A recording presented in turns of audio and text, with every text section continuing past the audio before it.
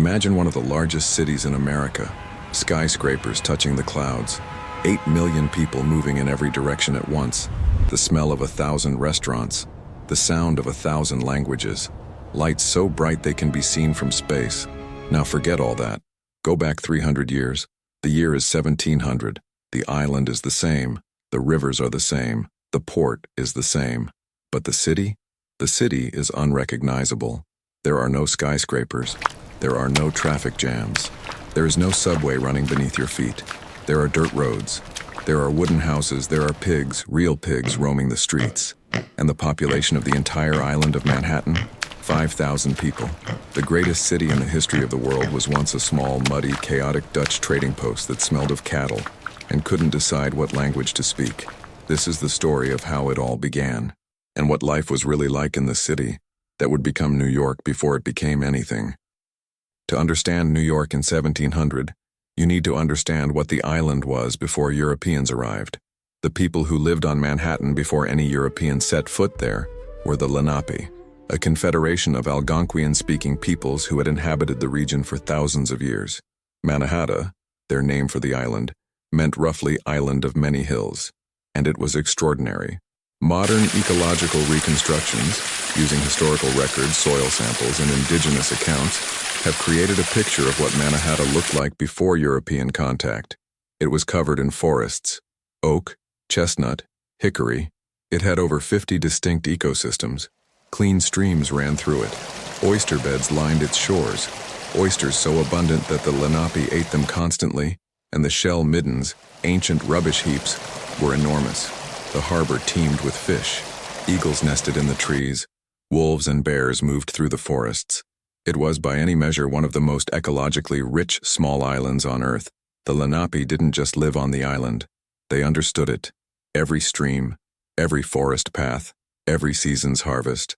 And then, in 1609, an English navigator named Henry Hudson, working for the Dutch East India Company, sailed his ship de Halve Maen into the harbor. He wasn't looking for Manhattan. He was looking for a passage to Asia. He didn't find it, but what he found instead set in motion a chain of events that would change the island forever.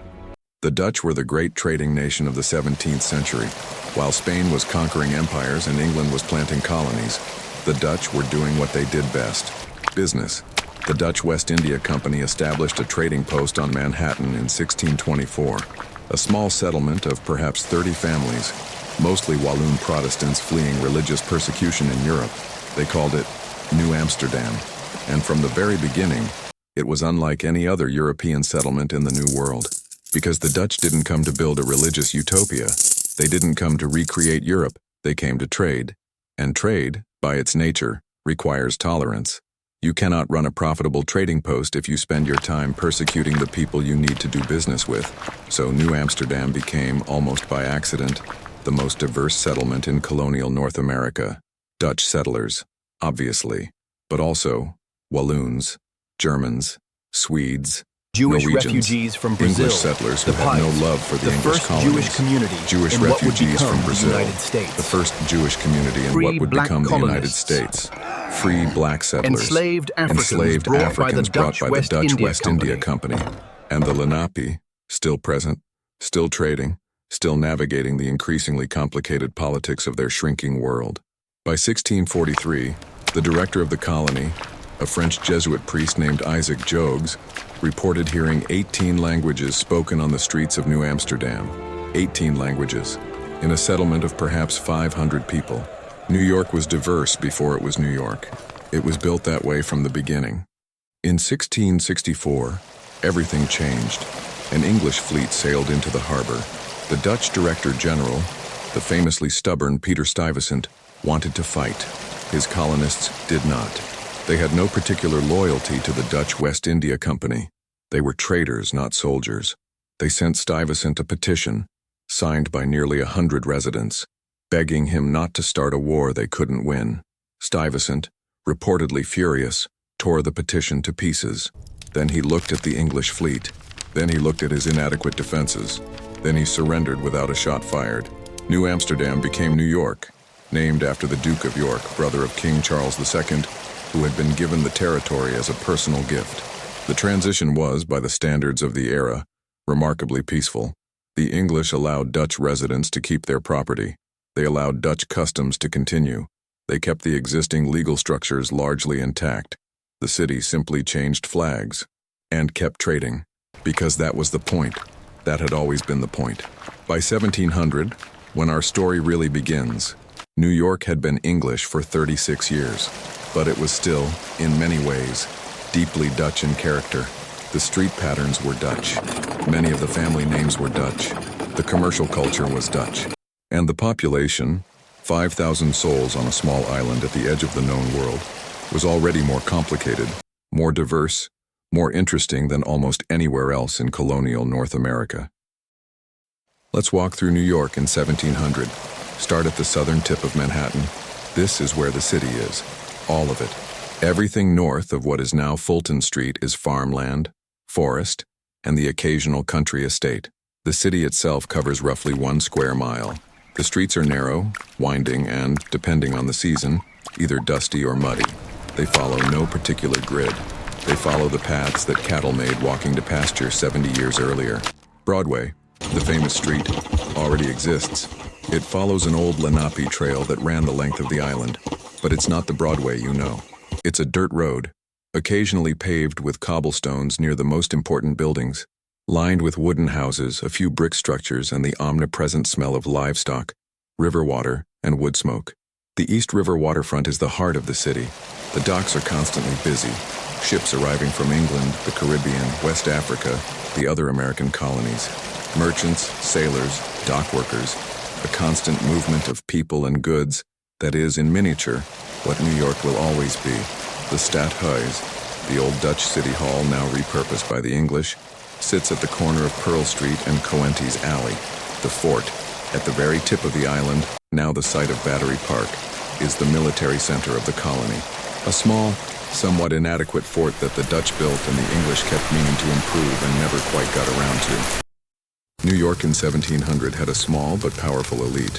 If you were among them, a merchant, a landowner, a government official, your life was surprisingly comfortable by the standards of the era. Your house was likely brick, the Dutch influence again, since the Dutch preferred brick and the English colonists had learned to appreciate it. It stood 2 or 3 stories tall with a steep gabled roof and a small stoop, the Dutch word for a front step or porch, where you sat in the evenings and watched the street. Inside, wood-paneled walls, heavy furniture, pewter dishes, perhaps a few pieces of silver displayed prominently to signal your status, a kitchen garden behind the house, a small stable, enslaved workers, because slavery was entirely legal and common in colonial New York. This is the part of the story that is uncomfortable but essential. New York in 1700 was a slave society, not on the scale of the southern plantations, but slavery was woven into the fabric of everyday life in ways that are impossible to overstate. Enslaved Africans made up roughly 15% of New York's population in 1700. They worked in the homes of the wealthy, cooking, cleaning, caring for children. They worked on the docks. They worked in the skilled trades. Some enslaved people in New York had a degree of movement and autonomy that would have been unthinkable on a Virginia plantation. This made their bondage no less real, no less brutal, no less wrong. But it shaped the character of the city, its diversity, its contradictions, its uncomfortable coexistence of freedom and unfreedom, in ways that echoed forward through centuries. Your wealthy merchant's day in 1700. Wake at dawn. Breakfast. Bread, butter, cheese, perhaps some salted meat. The Dutch influence again. New York ate well by colonial standards. Walked to the waterfront to check on arriving ships and cargo. Morning business. Meetings with other merchants. Negotiations. The endless paperwork of import and export. Dinner at midday. The main meal. Multiple courses, wine or beer. Afternoon business or social calls. Evening at the tavern. Because the tavern in 1700 is not just a drinking establishment. It is the newspaper, the stock exchange, the political forum, the gossip hub, the center of all public life. For the majority of New Yorkers in 1700, life was considerably harder. If you were a laborer, a sailor, a small craftsman, you lived in a wooden house, probably rented, in one of the poorer neighborhoods near the waterfront. 1 or 2 rooms, a fireplace that heated the space in winter and filled it with smoke, A bed, probably shared because space was expensive and warmth was survival. You ate bread, saltfish, oysters, still extraordinarily abundant and cheap, corn, beans, whatever vegetables you could grow in a small garden. Beer, because water in the city was not always safe to drink, and beer was cheap, caloric, and reliably non-fatal. Your work was physical and relentless. If you worked the docks, loading and unloading ships, you worked from dawn to dusk in conditions that were brutal in summer and potentially fatal in winter. If you were a craftsman, a carpenter, a blacksmith, a shoemaker, you worked in your shop from the earliest morning light until you could no longer see to work. Candles were expensive. Daylight was free. The streets around you were alive with a constant noise. Pigs and chickens wandering freely. The city had strict rules about this that were almost universally ignored. Vendors crying their wares. The clang of the blacksmith. The creak of cartwheels on cobblestones. Children everywhere. Children in 1700 were economic assets. They worked as soon as they were physically capable of working. A 7-year-old in a craftsman's household was already contributing labor. If there is one institution that defined New York in 1700 more than any other, it is the tavern. By 1700, New York had approximately one tavern for every 12 adult males. This is not a city with a drinking problem. This is a city where the tavern served every social function that we now distribute across a dozen different institutions. Fraunces Tavern, which still stands today on Pearl Street in Lower Manhattan, was one of the most important social and political centers in the city. In the taverns of New York in 1700, you could find the latest news from England, because ships brought newspapers and letters, and the tavern keeper read them aloud to customers. Merchants making deals. No stock exchange yet. No formal trading hall. Business happened over a tankard of ale. Political arguments, because New York politics in 1700 were genuinely contentious. The relationship between the colonial governor and the local assembly was constantly tense. Posted notices, ship departures, job offerings, runaway enslaved people, goods for sale. The tavern was the internet of 1700 New York. The social media, the news feed, the marketplace, the political arena, all in one smoky, noisy, ale-soaked room. Here is what is remarkable about New York in 1700. Even then, even at 5,000 people, even with dirt roads and wandering pigs, you can see what the city is going to become. Religious tolerance. New York in 1700 had Dutch Reformed churches, Anglican churches, a French Huguenot church, a Jewish synagogue, Sherith Israel founded in 1654, the oldest Jewish congregation in North America, still active today, and various other congregations. This was not common in 1700 America. The Puritan colonies of New England had no patience for religious diversity. New York, shaped by its Dutch commercial roots, had decided, essentially, that what you believed was your business as long as you paid your taxes and didn't cause trouble. A radical idea in 1700, the foundation of American religious freedom. Commerce as identity. New York in 1700 had already decided what it was going to be. Not a religious community, not an agricultural colony, not a military outpost. A trading city. The harbor defined everything. Every decision, political, social, architectural, and was made in service of commerce. This is why New York eventually overtook Boston and Philadelphia as the dominant American city. It wasn't luck. It was 300 years of single-minded devotion to the idea that trade was the point of everything. The press. In 1725, just 25 years after our story, New York would get its first newspaper, the New York Gazette. The infrastructure for a free press, the literate population, the diversity of opinion, the commercial need for information, was already being built in 1700. Here is the thing about New York in 1700 that most people miss. The seeds of the American Revolution were already planted, not in the dramatic way of pamphlets and protests.